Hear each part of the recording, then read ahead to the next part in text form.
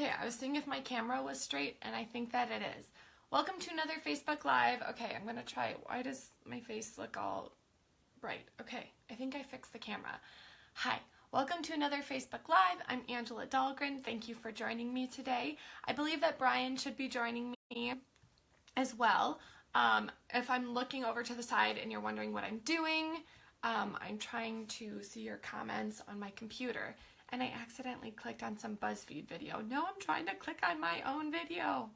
Oh my gosh.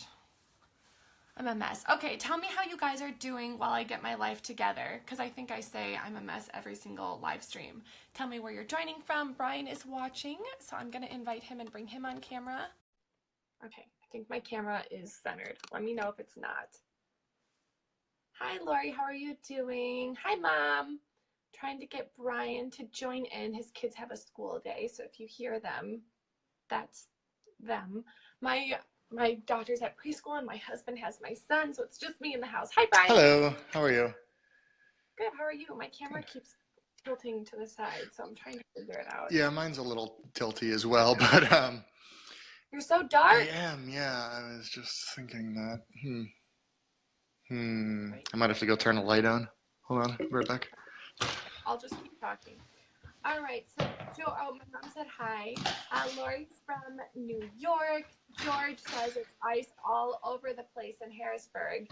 That's kind of what Brian was saying, how he had an ice day the other day, and they were going to get more. Hello, Katie from North Carolina. Okay, not any better. Mel is here from Nebraska. Adam, hi, Angela, last video before your trip. Ooh, how exciting. And hi to Brian as well in Springfield. Hi, going to Disney in 2 weeks for a girls trip. So exciting.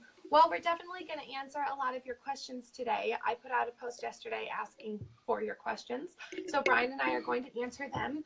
I took all the ones that I got last night and I put some answers together. And I looked through them briefly this morning. And Brian has much better answers for some of these than I ever could. So we will jump right in. Did I have anything I wanted to talk about beforehand? I don't think so. Okay. Oh, yes, I did. I remember what it was. Okay, so Brian and I are going to record some more podcast episodes tomorrow. Yes, that's right. We're going to record some more podcast recordings tomorrow. So if you have any topic suggestions for us, please let us know, because we want to record what you want to learn about or what you want to hear us talk about. So if you have questions or if you have topic ideas, please either let us know in the comments or you can email us at brian@touringplans.com or angela@touringplans.com. Right? Right. I think I'm just going to be in darkness for this one. I can't. Last time I sat out here, I sat over there a little bit, which is like right under one of the lights, and I think that made a big difference. And but there doesn't seem to be much I can do about it. Yeah, my kids' school got canceled again today, 2 in a row because of snow. So I'm out here because I can close the door here and you don't hear them yelling and running around inside that way. Okay, question. So like, I have family in Wisconsin, and in Wisconsin, they don't have any extra days to make up for snow days. So if they get any snow days, that adds on to the school year. So if they're done like June 4th and they get a snow day, then they'll be done June 5th. So does your school system like make room for snow days like Minnesota schools do? We do. We have, I think, 5 built into the calendar this year. Which we've already used, I think, 3 or 4 of them. So, but they also have, there are usually like holiday days that they will take away because they try very hard not to add days onto the end of the school year. So my daughter's in 3rd grade now. So 4 years she's been there. We've never gone past what was originally announced as the end of the school year. Some of the schools around here, though, don't. So it just kind of depends on the school. I never understand why they don't. We always get at least a couple, I think. I mean, it's very, very rare for us to not get any snow days. But yeah, this one was, it just, because everything froze last night. It was really, like we got a little bit of snow and then it changed to rain. And then it got cold last night and Oh, everything just froze. So the road, like the back road, my wife went to work this morning. She said the highways were fine, but the back road, she's like, we live kind of at the top of a hill, and she said she just slid like all the way down the hill. oh, oh, that's scary So I too. understand why they didn't have school, but it just kind of stinks for my work output considering I work from home. Well, I mean, people always think Minnesota has bad weather, and we do, but yours rivals ours every year, I'm surprised especially with snow days. even our temperatures aren't as far apart as I would have guessed I'm in Pennsylvania for those who don't know, and she's in Minnesota. And our temperatures aren't crazy different. Most of the time they're within like 5 degrees of each other. Every once in a Yeah, while you'll get like a crazy cold snap where it'll be like -8 or something, which we don't get too many of those, but most of the yeah. time It it's seems not. like you probably get more snow than we do, and we get more negative temperatures. That's That's weird. probably, I mean, that's how it's been seeming lately.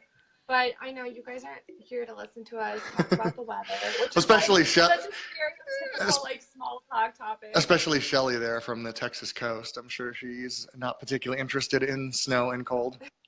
I know, exactly. So, okay, you guys, we'll make this While conversation you're more talking, I'm interesting. going to try to move myself under a light or something. I feel like I'm talking from the shadows, which is probably appropriate, but No, this is what it reminds me of. Have you guys seen the movie Trolls? We've been really into it lately. We've seen it like twice now because my daughters and my son is in love with it. And it reminds me of like, he's like Branch from Trolls, and he's like all gray and dark, and I'm like Poppy and all bright. But it's okay because Brian's gonna have a light soon, and then we'll get started. I'm gonna look at these comments because I don't want you guys to think we're ignoring you because we're here talking about the weather. I have too many wires. Okay, Katie, fellow Gryffindor here. I'm not Hufflepuff, but I'm a wannabe Gryffindor, so I don't play anything Hufflepuff. Like every quiz I take, I'm Hufflepuff. But I really want to be a Gryffindor. It's not in the cards for me. All my quizzes have always been Gryffindor. I'm actually drinking out of my Ravenclaw cup today because my daughter found an online game where you can kind of it's basically you're in Hogwarts, although they don't call it Hogwarts or anything like that. But she chose Ravenclaw based on the description. So Well, you're making me feel bad that you always get Gryffindor. And I feel okay. Now I'm making the other Hufflepuffs feel bad. I'm sorry, you guys. Okay, we're gonna get on topic. I'm looking at comments now. that's a little better. Scott, in Syracuse, we used so many one time, as far as snow days, that we went over the 6 or 7 allotted, and the kids just lost a day off their spring break week. See that? I mean, I'd rather kind of take that than like have school get out later. And that's kind of what we do is like we don't have a real spring break anyway, but we have like around Easter, they have 3 days off, and like 2 of those they'll take back if necessary. So it kind of stinks. It stinks for those because like that's a time where you could go on vacation and it's nicer out, so you could just be outside rather than in this. But yeah, I'd rather that than add it on to the end of the year still. So, and people still just take vacations. Our school district isn't super strict with missing school, so my kids are missing 4 days and it's in like 2 weeks or so. Well, that's not bad. I know, like again in Wisconsin, I think you have to get like teacher permission from each teacher, and like if they say no, then you're like in trouble. Oh my gosh, there's so many questions. Amy said, hello, nice to see both Brian and Angela again. I think we're burning through snow days here, although no snow days this week. Kids are in high school, 1 done this year. Yeah, nice. Brian and I have been trying to be consistent this year with uploading our podcast and uploading Facebook Lives. And you've done really good with the YouTube videos, Brian, but it's just with Brian had a trip to Walt Disney World, and my family has been sick for 4 weeks with something. So we have not been consistent, and we know that, and we're trying to like get on top of things, but just know, like, we miss you guys. That's consistency is our goal. It's just like illness and trips are getting in the way. We did good on pretty much everything until like Christmas time, and then everything started to fall apart a little bit. Like fell apart into shambles. Okay. All right. We're going to answer some questions now. Adam said, Brian, Brian, if I opt to buy the evening magic tickets at the last minute, where would I pick up the lanyard? It may be a late decision right before February 15th. I assume if you were buying them uh, like last minute like that, you'd probably have to get them at guest services, like outside the Magic. I mean, I imagine the most last minute purchase would be at guest services, either outside the Magic Kingdom, if you're not going to use a park day, like a regular ticket that day. And if you are in the Magic Kingdom that day and decide to pay for it and stay, I would imagine you could pay for it at guest services. It just goes into your My Disney experience. So then when they scan your band, it will show that you're supposed to be there. So I imagine you could buy it up until pretty much probably up until like the front gates close, which wouldn't happen until during the event, probably the end of the event. I don't even know. And then when they give you the lanyard, all they do is they have the little mobile machine that they scan your band to see that you're supposed to be there, and they hand it to you. So I don't think that would be a problem. One thing that might be a problem is that they seem to be selling out quite a bit. I just saw a notice. I didn't even see what the date was. I just saw a notice that another one sold out, presumably the one this week sometime. So they do seem to be selling out within like a couple of days of the event. So you might want to watch out for that. But I don't think it's a problem to buy it day of or minute of if they're available. Did you like it, Brian? I did. I liked it in that it was not very busy. Now, actually, one of the comments we're talking about, I did the Disney After Hours event. Oops, I got to mute our video here. I did the Disney After Hours event at the Magic Kingdom last weekend. And what that is, it is $119 per person. There is an annual pass discount that is $89, I believe, something in that range. And it's 3 extra hours in the Magic Kingdom. So just like extra magic hours, it's pretty much rides only. It's not like a party where they have other things going on, but it's almost all of the rides. And there was, I mean, as close to nobody there as you see. There was no wait for anything except Seven Dwarfs Mine Train, and Big Thunder had a marginal wait. But I did a video on our YouTube page there. Angela just posted it. Where I kind of talked about it and showed what it looked like. And it's funny, one of the comments on there said they did it last year and this year. They were there the same night I was, and said they were surprised at how many more people there were this year, which seems amazing because there seemed like there were so few people. But they said last year, like, everything was quite literally a walk-on, where this year they did have to wait just a few minutes for a couple things. But that few minutes kept them from being able to do like everything in the park. So they didn't really like it for the $120 a person price tag. And that's my big hang up too, is the price. I liked being in the park where there was like no one there. But if I was taking my whole family and spending $500 on these 3 hours just to ride everything, I don't think I would actually pay that to do it. But if you don't go very often and you're just like, you know what, this way we can knock out everything at the Magic Kingdom and then spend the rest of our vacation at the other parks, then, if the money doesn't sound like a problem to you, then definitely do it. If it sounds like it's too expensive, it probably is. So I have another question from Josh for you, and then I want to get into that question that we got yesterday about the Flight of Passage coming early thing. So Josh's question is, do you both contribute to the projected wait times on the website, or do other employees handle that? I found it very helpful when planning a trip. So do we contribute to projected wait times? I mean, I do not. Yeah, I don't directly. I mean, we have 2 statisticians that handle most of that stuff. But in a way, we all do, because every time when you're in the parks, we always ask that you, if you see a posted wait time, that you submit it in the WDW Lines app, and better yet, you can time your wait in line and tell us like how long you actually waited, and all those calculations go into the formula that spit those out. So you know, in that way, we all contribute. But as far as like, for our job titles, like No. Brian said, we do have 2 stats guys.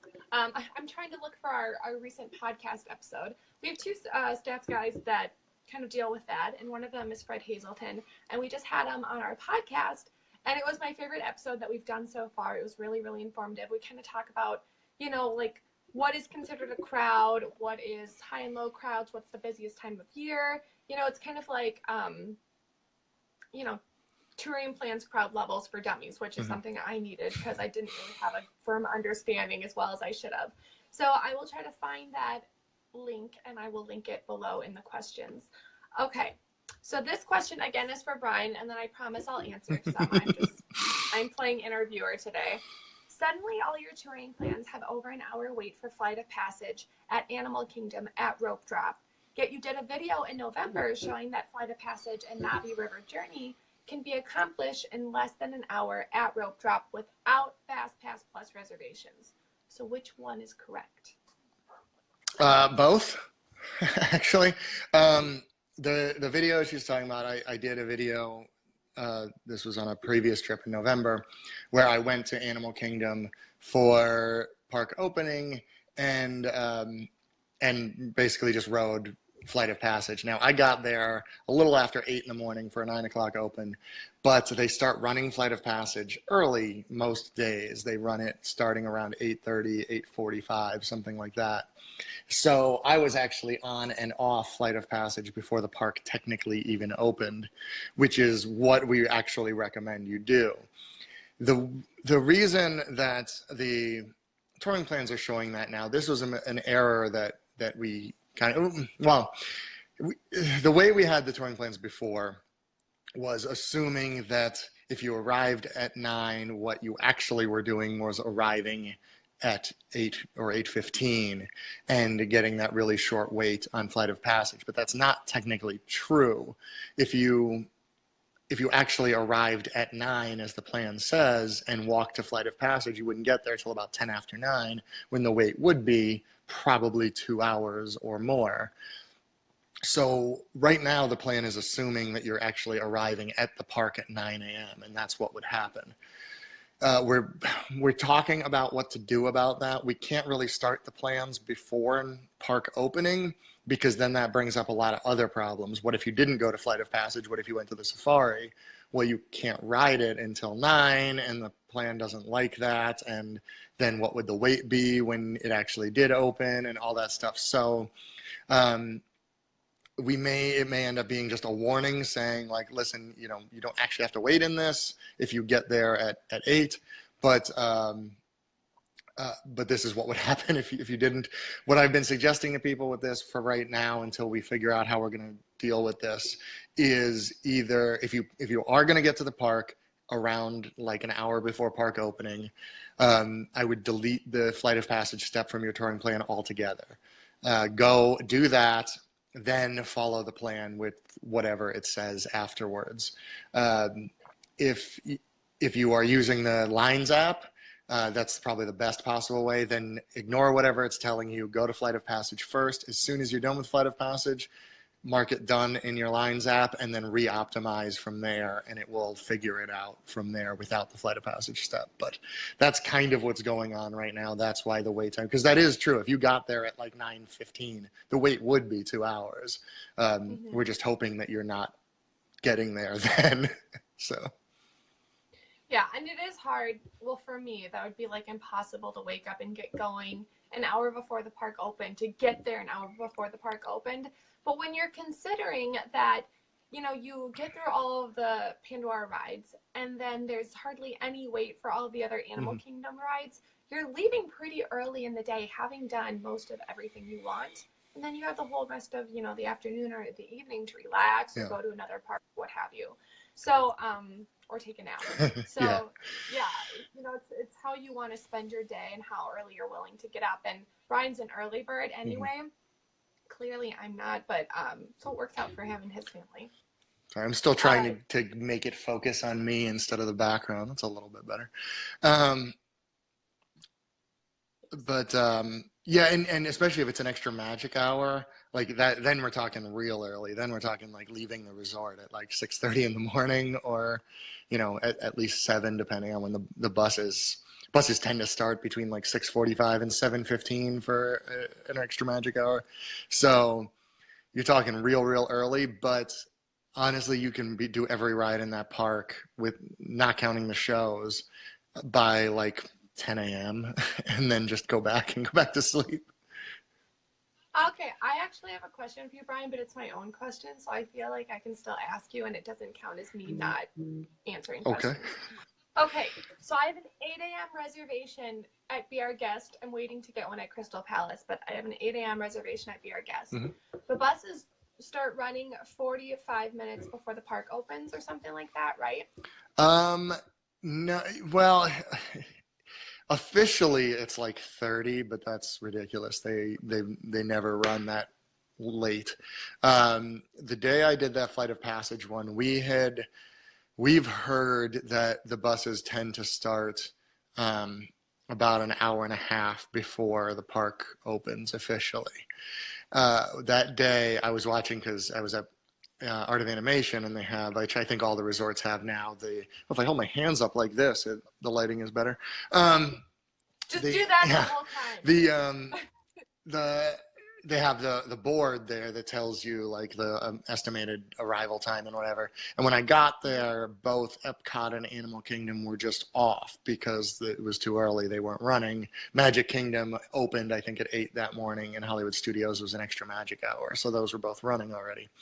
And exactly at 7:30 for the 9 a.m. opening, both of those clicked on.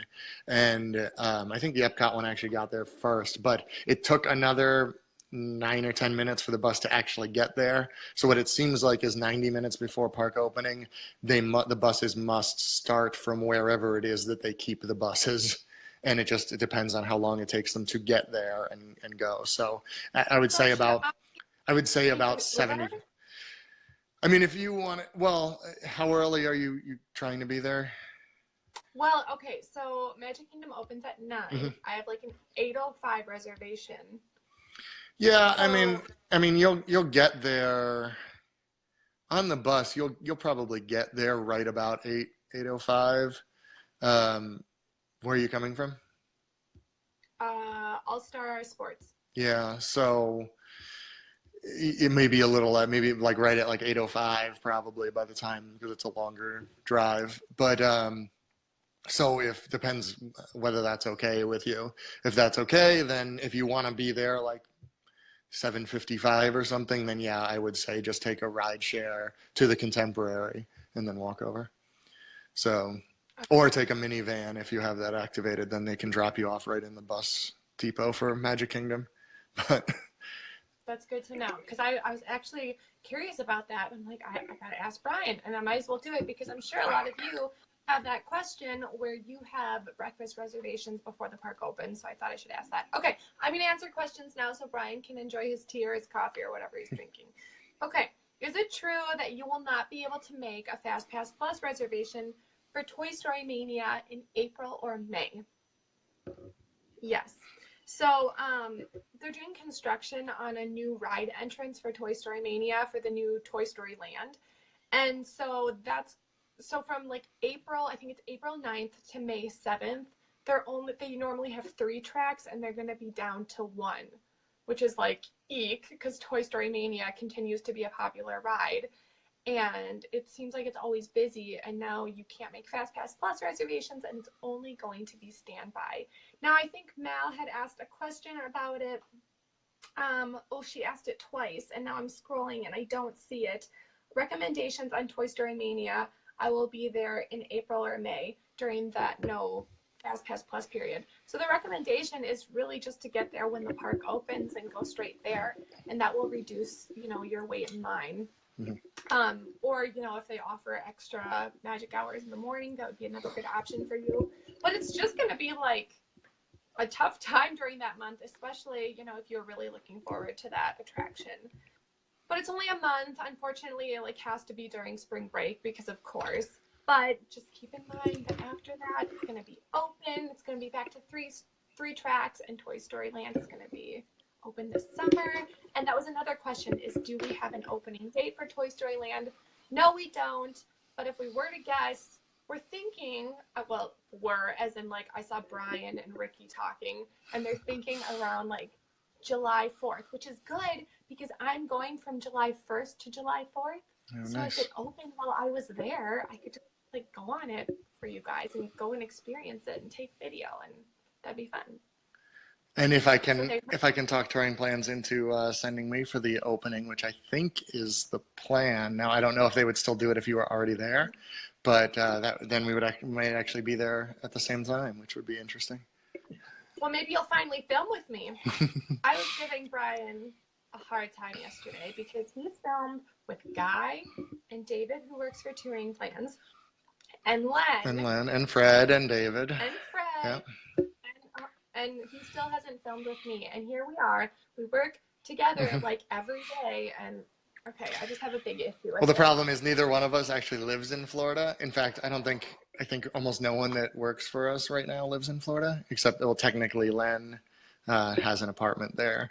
But and so they don't like sending us both at the same time because then we're not covering, then we can cover more stuff if we go at different times. So that's generally what happens. So you can actually see me now, although I am very squinty because now I'm the one staring at the bright snow. So better for the video, except my eyes are closed. Okay, we will go back to your comments. Okay, let's see. Oh, and Janet said that your Animal Kingdom rope drop video worked for them 3 weeks ago. Oh, good. So that was a really good video. And Brian's been putting out some like really solid park videos, especially the one that he did with Len and David and Steve. And then he just did one with Guy that was about merchandise, spending like under $20 on souvenirs. So check those out. Brian, you can link those while I look at comments. There's gonna be some more coming too. I know I have I think tomorrow is Friday? Yeah. Tomorrow I will be putting out a video about Festival of the Arts that I did when I was there. Unfortunately, it's not as comprehensive as I would have liked because Epcot was getting super, super crowded in the evening, and it got very hard to film. Any of you who have been to Epcot on a weekend evening knows that it can get a little rowdy, and literally every time I pulled out the camera, I would have like 40 people behind me just yelling because they were on camera, and it got very annoying very quickly. But I think the Festival of the Arts will be out tomorrow, and then Monday, if you've watched the Epcot rope drop one that I did with some of the team that I am about to link right here. We also did a similar type of test in Magic Kingdom where, because we know where you should go. The Epcot one, the idea was that we're never sure exactly what to tell people for where you should go first. I mean, our optimizer will suggest, depending on what you fast pass, but you can only fast pass one of Frozen, Test Track, and Soarin'. So that leaves two, which one that you can't get a fast pass for, which one should go to first. So that was kind of the test. Myself, Len, David, Fred, and Steve all split up. We all had a different combination of attractions that we did first. It got a little messed up because Test Track broke, but that is not uncommon. So I won't spoil what actually happened at the end of it if you haven't seen it yet. But we did something similar with Magic Kingdom. The difference with the Magic Kingdom is that we know where you should go first. It's Seven Dwarfs Mine Train, and or Peter Pan, depending on whether you get fast passes for one or both of them. So what we did there was we all rode Seven Dwarfs Mine Train, but we staggered our arrival. So David, I believe, was right in the front of the crowd at rope drop. Fred was kind of in the back of the crowd at rope drop. I was another 5 or so minutes behind him. Len was behind me, and I believe Steve was somewhere in there. I don't remember exactly what the order was now because I haven't actually edited the video yet. And and just to see kind of what the wait times were as they went, and that actually turned out pretty interesting. So that one will be out on Monday, and let me find the one with Guy and I where this was all Guy's idea, a $20 merchandise challenge where we each had $20 in cash that we could spend on whatever we wanted in the Magic Kingdom, souvenir wise, not food. And then Fred judged for us to see who got the best, deal. And actually we both did better than I would have thought I did, but Guy won, and you'll have to watch to see why. But Guy is a merch king, so I didn't really expect to beat him. So, and then there'll be another one out, I think, not next week, maybe the week after. We did a snack challenge, and this was everybody. It was myself, Guy, Len, David, Fred, and Steve. So all 6 of us. We each took a land in the Magic Kingdom and got what we thought was the best snack under the dining plan available. And then we met and all tasted them. And the idea was to come up with a verdict, but we kind of liked all of them. So we didn't actually do that part, but that is going to be fun too. Raise your hand. No, wait. Thumbs up emoji if you're having like serious FOMO right now, like fear of missing out over hearing Brian talk about having all this fun with all the TouringPlans people, and you're sitting at your computer right now listening to this. Because I'm just gonna like this right now because like that's how I feel. I'm like listening to all you guys, like Brian's having fun eating food. But no, what's the truth is that I should probably stand behind my own videos more. But Brian's are so good. Like these kind of things. And he does oh God, there's a lot of thumbs ups going on. I know. He does a lot of research-based videos that are in the parks. And it makes them, I mean, that's the kind of stuff that you guys are looking for your trip planning. You're wondering if it's worth getting up early to do these kind of rides. And then when you have a bunch of TouringPlans staff testing it out for you, it saves you a lot of time. So that's why I definitely suggest that you check out our YouTube page because we do have different videos. And if you're wondering, like, Angela, well, then what kind of videos do you do then? I do a lot of reviews as far as resorts, attractions, stuff like that. I will be doing a Walt Disney World trip at the end of the month. So if there are any videos you would like me to film while I'm there, let me know. And I'll do that too. But how am I going to top Brian's? Because I mean, hello. He's getting everyone on board. Everyone's making a cameo. Well, you're gonna be doing Flower and Garden, right? You're there for the first weekend of Flower and Garden, right? So yes, I'll be doing Flower and Garden. That'll be fun. And yeah, the challenge for me has been to try to figure out different ways to film doing random touring stuff. The Flight of Passage one was easy. That's something we got a question about all the time anyway. And then with having multiple people there, which was actually just kind of a random coincidence last time I was down, that opened up a lot more with more people. But yeah, offline, I'll tell you some of my other ideas that I've had because some of them might be good for you to do too. But yeah, Angela has like all our information videos about how to use stuff on the site, how to, just a lot of the questions you've asked. What is club level at the resorts? What is, tell me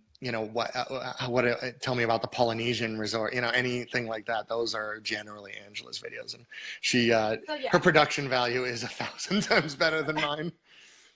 So if Brian does the in-park stuff, I show you how to do the computer stuff. So I do a lot of screenshots and a lot of like you'll see me doing it from the computer. I have a Back to the Basics series showing you how to make a room or something like that. So we have our different things that we're good at. I'm just like, because I can't do what Brian does, I envy that he can do all that. But we all have our strengths, which made me lose my train of thought. Oh yeah, the highlight of this trip coming up is that I'm doing a Dole Whip versus Citrus Swirl comparison. Nice. And that's what I'm looking forward to because I haven't tried either. Oh, really? Oh, that's like my big thing. That'll be fun then because,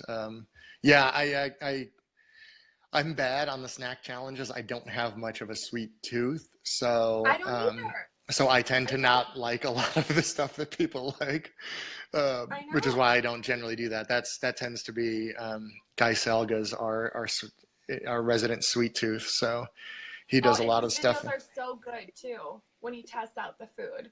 Sorry, I interrupted you, but like his No. videos are really good. Oh, and If you Michael, I look him saw up, Michael commented on my. Oh, he got my Mr. Clean shirt, but then he realized what it was. Yeah, it's Mr. Sparkle from which is a very deep Simpsons joke. So. um, let's see, Katie. Katie, you are going to be there when I am. I actually get there the day you do, so that's kind of cool. Nice. And Zenobia said that the $20 merch video was amazing. I'm glad you guys are enjoying our videos. Please feel free to share them. We do post them to Twitter and Facebook, so feel free to share them if you do like them. And we love receiving comments. I always go through all the comments on my videos and respond to them when I can. So we try to answer all your questions as well. But we're still getting off topic. This has just been a rambling video, hasn't it, Brian? Yes. I don't know. Okay, opinion, be our guest dinner or fireworks dessert party at Magic Kingdom. We have a lunch reservation, but not a dinner one. What are the chances? Okay, this is Jennifer's question. And are you asking if you should do a be our guest dinner or the fireworks dessert party?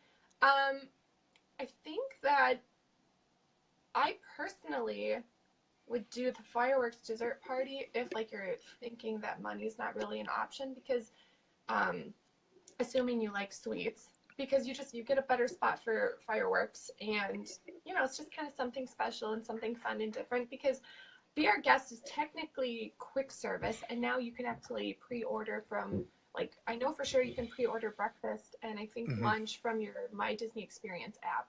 So I'm not saying it's any less special. I love Be Our Guest and it's beautiful and I think everyone should go there. But if you're looking for something extra special, I would probably say the fireworks dessert party. But it is more expensive. Yes. What's your opinion? Yeah, I agree with that. I think Be Our Guest itself is beautiful. I don't love the dinner there. I think it's a little more money than the food is worth. So yeah, I would recommend doing it at a different meal that maybe doesn't cost as much, because like the lunch there is actually pretty good. I haven't done the breakfast, but I've heard that's good as well. And that you still get to see the building no matter what time you're in there. The dessert parties are one of those things that when you're paying for it never seem like they're worth it, but when you're there you're like, oh wait, this is a great view and I get like a crazy amount of desserts. So there's nothing wrong with that. But I see, who was it? I lost the comment. Where was it?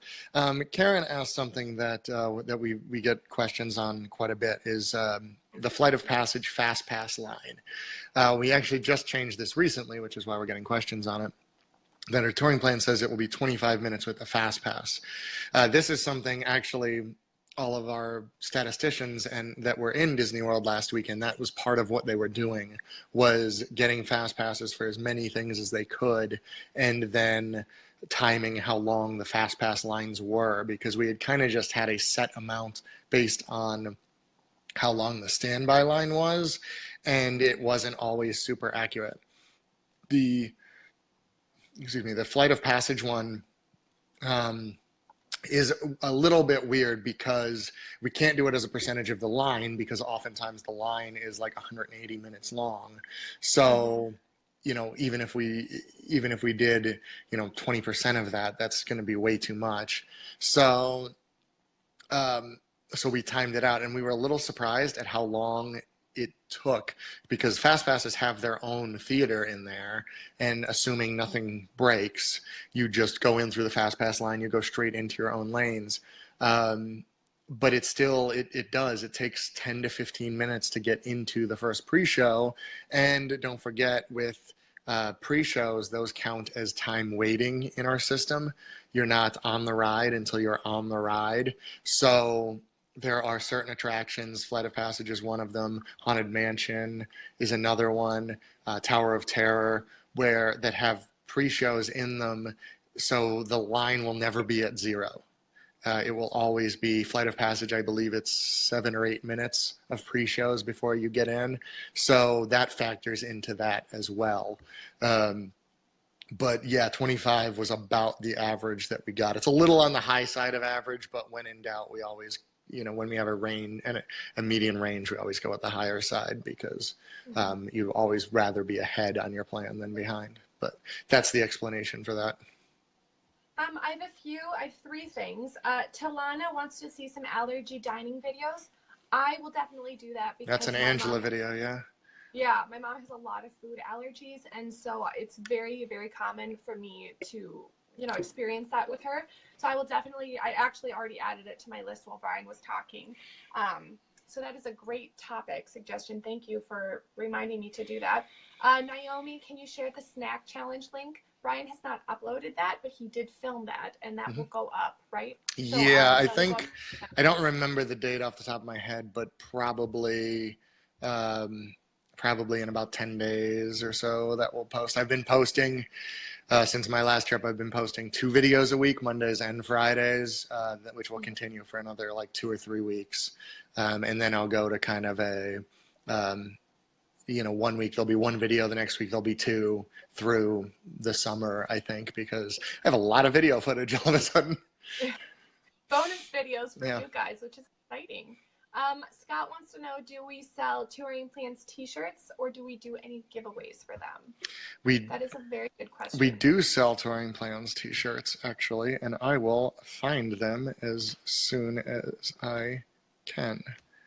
And I like the idea of giveaways, and I'm gonna talk to the uppers about that because I think that's a great idea. I'm gonna write giveaway t-shirt because if you guys would want to win a Touring Plans t-shirt, put the laughing emoji. Click the laughing or the heart emoji, whichever one you want. Click one of those, and I'll talk. I'll see if I can make it work.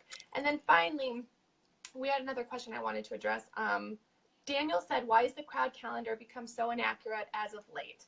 I don't mind a 3 being a 4 or a 5, but recently 3s have been 7 and 8s. This was true last week as well during my trip next year. So we noticed that too last week. That we talked about that with our work group, didn't we, Brian? Oh, yeah. How that was very unusual. You probably know more about it than I do, but yeah, we noticed that too. Historically, that has not been the case. No, and we talked about it because this was going on while we were down there, including our boss Len and our statisticians. So, and I just posted a TeePublic link there that we have. There are just 2 t-shirts on there at the moment. I haven't really filled it out yet, but I think those work. I haven't actually tried ordering from them yet, but I've ordered from TeePublic a lot. In fact, I believe that's where I got this, but I haven't tried our own store yet. But yeah, so we were there last weekend with our boss and our statisticians, and it was right in the middle of this random occurrence of more crowds. And it was strange because we asked around a lot. We know cast members. We talked to cast members while we were there, and no one really had a good explanation as to why the crowds had been up. It didn't feel crazy busy, to be honest. I mean, I've been in the parks, quite a bit, and the crowds didn't seem overwhelming, but the wait times definitely were up. So we don't know if it's a staffing issue. Disney has been making staffing cuts in various areas, and their staffing at the rides does affect the wait times, and not by a lot, by 5 or 10 minutes, but that 5 or 10 minutes could jump it 2 or 3 points on our crowd calendar scale. Or it could just be that more people were there, and we don't know exactly why. Historically, the end of January is a really, really low crowd time. It has been for quite a few years. And there was a cold wave in the middle of January that possibly kept like locals and semi-locals away, and maybe they came back after that passed. But that really doesn't explain why it's still higher. Unfortunately, the short answer is we don't exactly know why yet. If it continues, obviously we will adjust our crowd calendar for the future. But it might just be that they're all busy now, which would be very, very sad for someone who likes to travel in off times. Yeah. That it just seems like people are filling in the areas where it used to not be that busy before. And some of it Disney is doing with festivals and promotions and things. They started the Yeah. Festival of the Arts specifically because January wasn't that busy. And, I don't know. Sorry. That could be. And that's kind of when we go, is we like to go in February, kind of, around Valentine's Day and the Half Princess Marathon. We just like to go during the off season. And so that's kind of a bummer. But like Brian said, we don't really know why that is. And it is very frustrating, especially, for the statisticians who, Yeah. try to predict based on past trends. Mm-hmm. And you can't really predict that. I see 2 questions that were asked yesterday, and I want to answer those because they had to ask it twice. So Chris said, does using the check-in feature on My Disney Experience negate the preferences we use, like using the TouringPlans site app? So basically Chris is asking, if you make a room request through TouringPlans and then you make a room request using My Disney Experience, does that kind of void the TouringPlans room request? And yes, it does. Yes. It can. I mean, it's up to the person assigning the room, but most of the time they will go with what you do through the Disney site rather than the facts they get from us. That's but what we say. And ours we can make it more specific. Oh, yeah, way more specific. Theirs, I think, just asks, close to transportation and first floor and things like that. I will say, though, you can do the online check-in without making a room request, and that seems to be fine.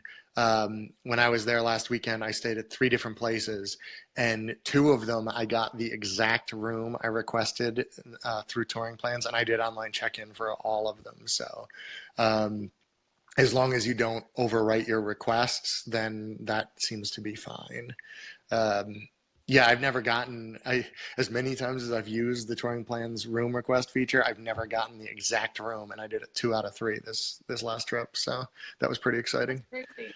It didn't work for my Saratoga Springs room, but that's just a huge property, and it's a DVC, and it all comes down to what's available when you check in, and sometimes it hasn't worked because I've gotten upgraded to a better view or something like that, which obviously I'm not going to complain about that. Sometimes it just plain hasn't worked, but you can tell that they looked at it because it'll be like almost the exact room, but like 2 floors above it or something like that. So you can, it's close enough that I'm like, okay, they saw it and they tried, but this was probably the closest thing available. Yeah, and I made it for my trip coming up, so I'll let you guys know if I have success with it. Kyler also asked a question yesterday about which buildings have completed room renovations at Port Orleans French Quarter. I did go to portorleans.org for this answer, so I hope it's credible. That site's usually very on top of things. Yeah.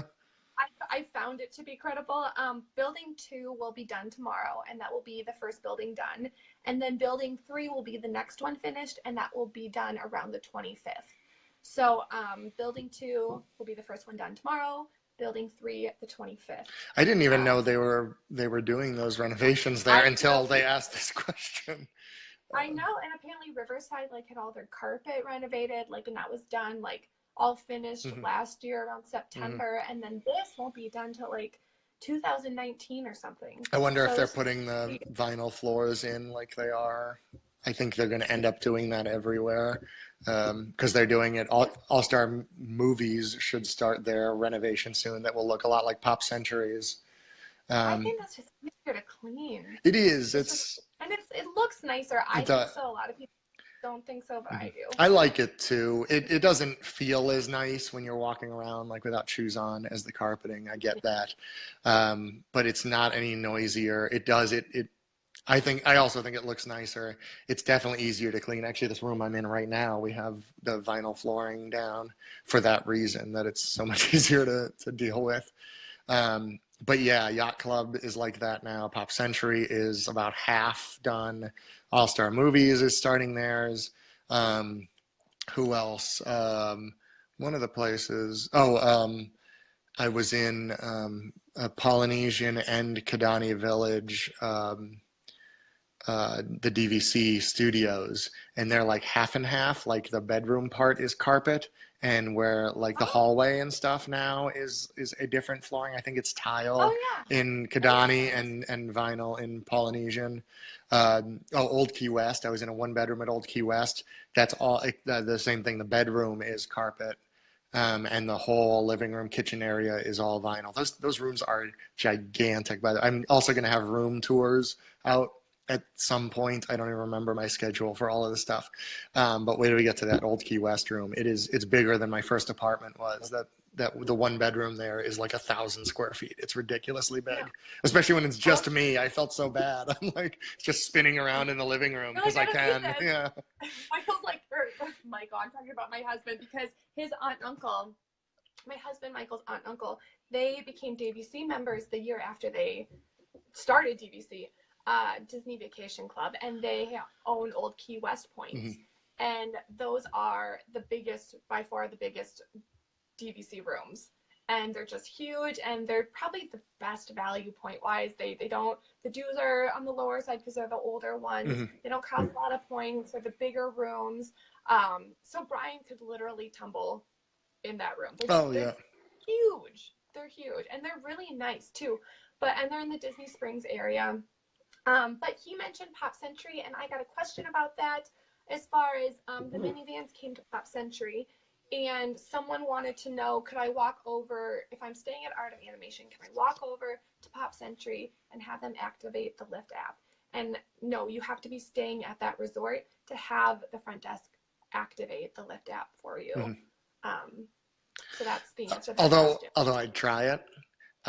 When I had mine activated when I was at either Yacht or Beach Club, and I can't remember which one at the time, but I went to the lobby on my way out the one day and asked them to activate it. They never once asked if I was staying there or anything. They just told me how to put it. They asked me for my phone number, did something in the computer, and it popped up when you have to delete the app from your phone if you already have it, and then re-download Lyft, and then it shows up.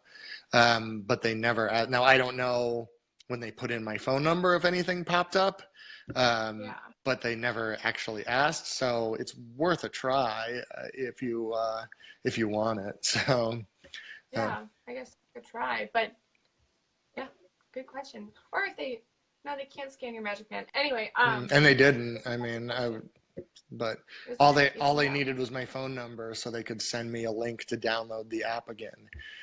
So I Oh, don't think they care too much.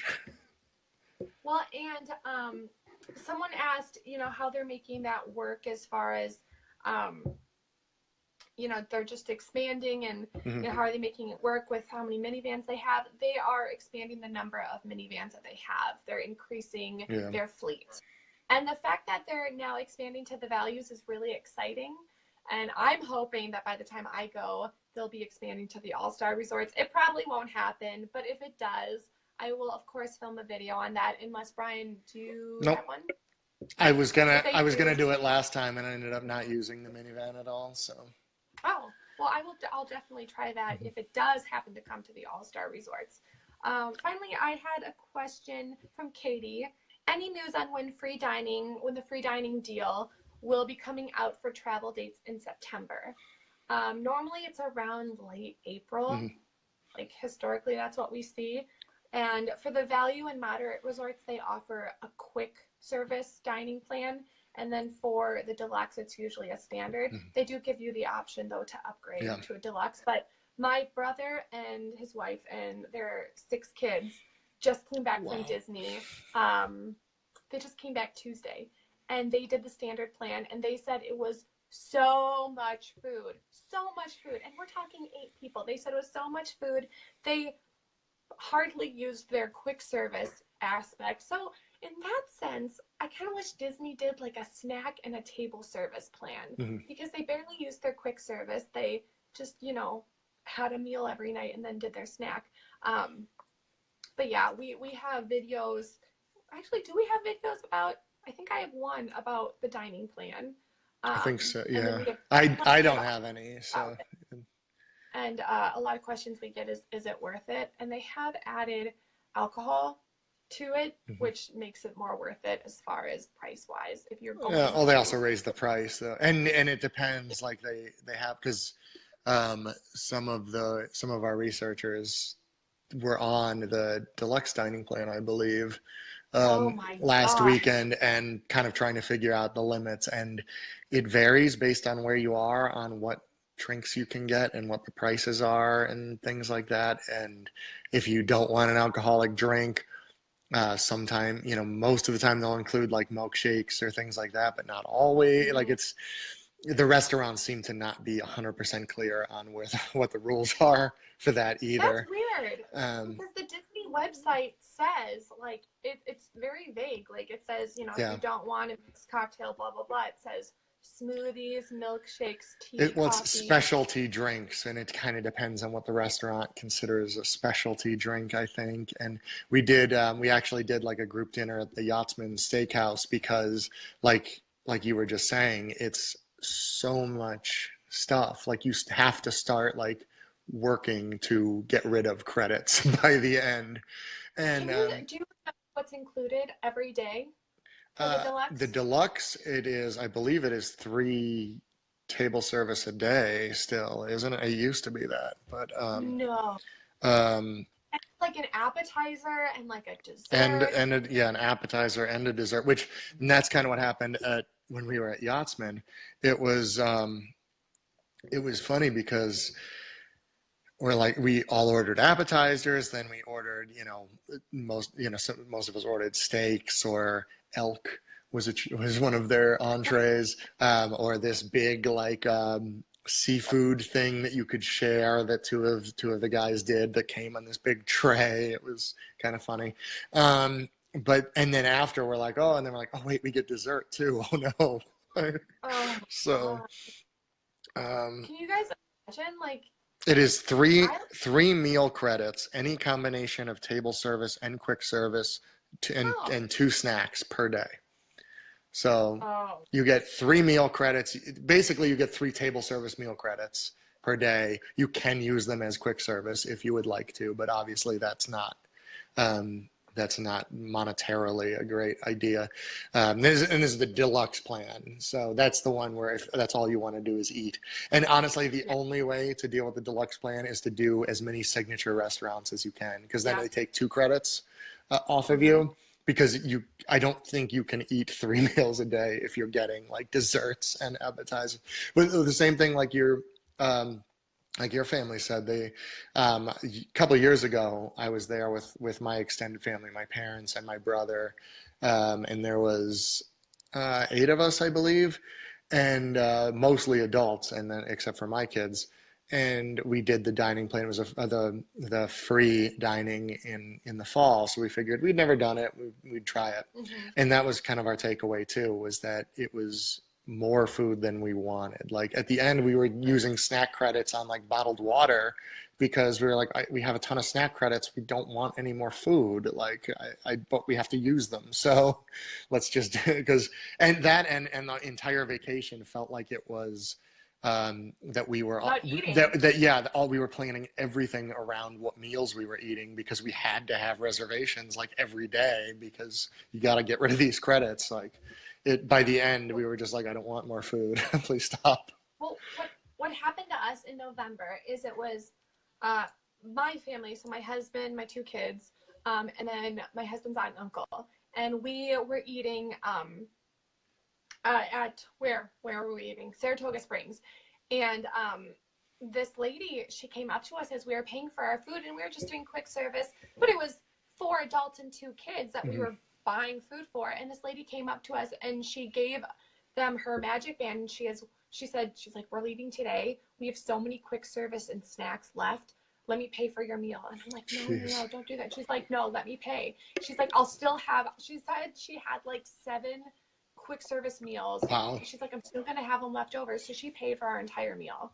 I mean, And that's great like, for you, but yeah. it was, and it was so nice. And it was kind of like that magical Disney moment with another Mm-hmm. Disney guest.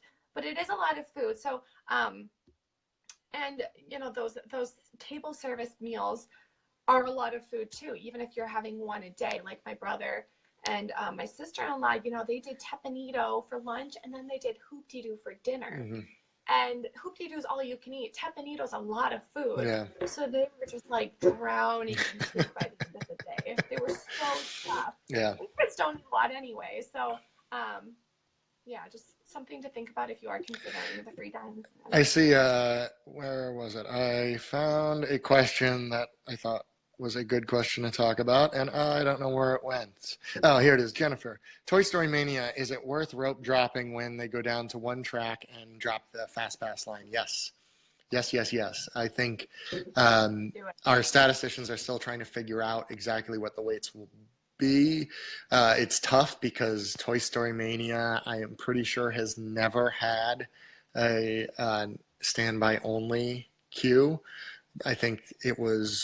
I'm pretty sure the ride was opened after the paper fast passes were in the parks. So it has always had a fast pass line. So it makes it tricky to predict.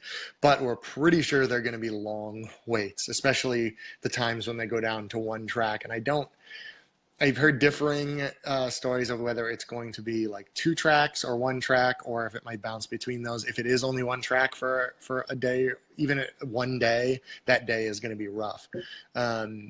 So yeah, definitely that changes a lot of the rope drop strategy for Hollywood studios during that period, because you're going to want to go straight to Toy Story Mania.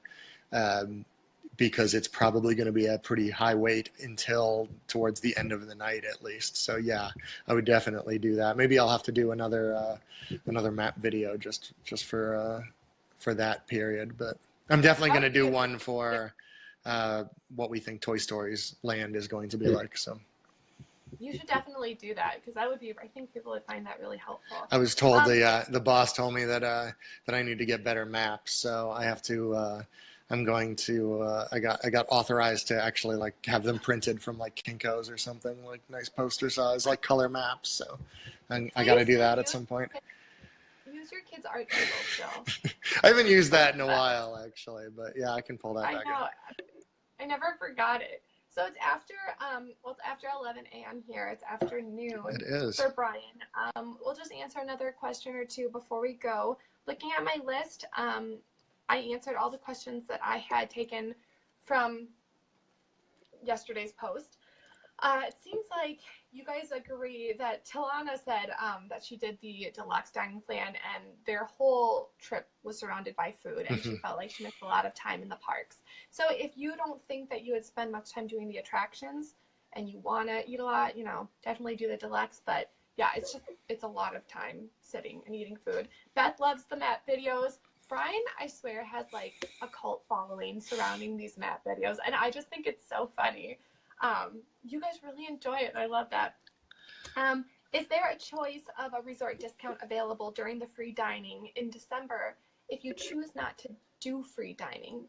What I've been reading, and Brian would know this better, but I'm going to take a stab at it, is that you can't combine discounts. No, you can't. So, like, you definitely can't do both. Yeah. Yeah, so like you can do one or the other. So if you get free dining, you can't get a discounted room. If you want a discounted room, you can't get free dining. But I'm looking at what's, and it looks like, yeah, they do overlap even during the free dining. Like last year, for instance, there was a 15 to 35% room only discounts, depending on what the 35 was for annual pass holders and Florida residents. General public, it went up to about 30, 15% of course of the values, and the higher ones are at like the DVCs during the free dining promotion. So you can pick either or, but yeah, not both. And then last question that we'll answer today. Can you use Disney gift cards at Disneyland? Yeah, I think so. Yeah. I don't see why you couldn't. Actually, I have one more question. I'll try to be quick with it. That somebody had asked yesterday, I believe, on the post. Stephanie asked about the Skyliners. This is the gondola cable car system that Disney is putting in for, we don't know exactly when it's going to be done, 2020, 2021 range probably, that is going to connect Hollywood Studios, Epcot, Caribbean Beach, and their new Riviera Resort when that's done. Pop Century, Art of Animation. Is that it? I think that might be it. And she asked if we thought this would be an effective mode of transportation, or will it mostly just be a ride? And I looked some stuff up. I had looked this up before, which is how I knew it existed. The Emirates Air Line, space between air and line, which is confusing because Emirates is an airline. This is a cable car system that goes over the Thames River in London. It is built by the same company that was contracted to do the Disney one, or at least the cars. The cars are the same, except they're a little bigger. The ones over the Thames are 10 people. The Disney ones are 8. And according to the stats there, they can run a car. They run a car every 30 seconds. They can actually do it as fast as 15, I believe. But because people are taking bikes over and stuff, Disney will be the same with strollers and stuff. So 30 seconds seems like probably the minimum.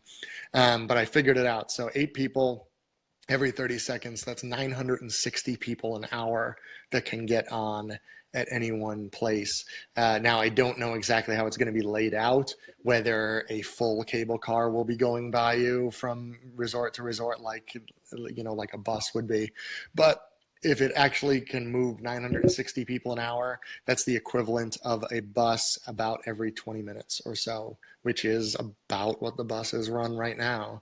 So at those numbers, it would actually be a reasonable transportation alternative. Apparently, I mean, the Emirates one that goes over the Thames has actually taken like 70,000 people in a week before. Now, of course, that one has different restrictions because you have to pay to do it. It's a transportation system, much like their metro. So they don't get a lot of riders because it's slow and it costs too much and all this stuff. But it works, and even for people worried about like wind and things like that, I mean, London is pretty windy sometimes. So, and they still run it in all but like the worst storms. So that's all good signs for the Skyliner system at Disney World. But I just wanted to mention that because I'd like talking about it. So I can tell you did your homework. I was really impressed. I'm like, wow, you did math today. I did that actually. One of my news videos a while ago, after they announced it, I did it, and I had video of the one in England and everything, because I think that's probably the closest comparison to the one that Disney is building, because England, it's not like they get fantastic weather either. So now, I mean, they don't get the thunderstorms I think that Florida will get. I imagine when there's lightning, I'm curious to see what they decide to do with the Skyliner, but wind shouldn't be too much of an issue, at least. That's like a step up from your normal editing, putting in footage like that. Yeah. Oh, yeah.